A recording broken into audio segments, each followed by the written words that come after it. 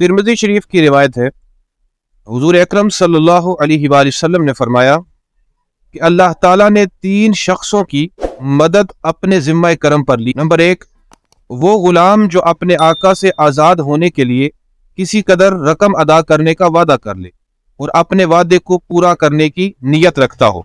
Number 2, अल्लाह की राह में जिहाद करने वाला।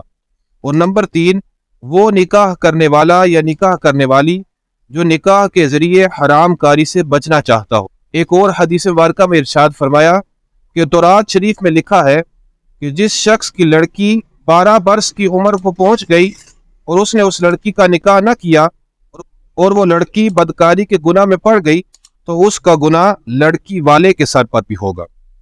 लिहाजा वो लड़के और लड़कियां जो शादी की उम्र को पहुंच चुके हैं, बालिग हो चुके हैं, उनका जल्द निकाह कर देना चाहिए।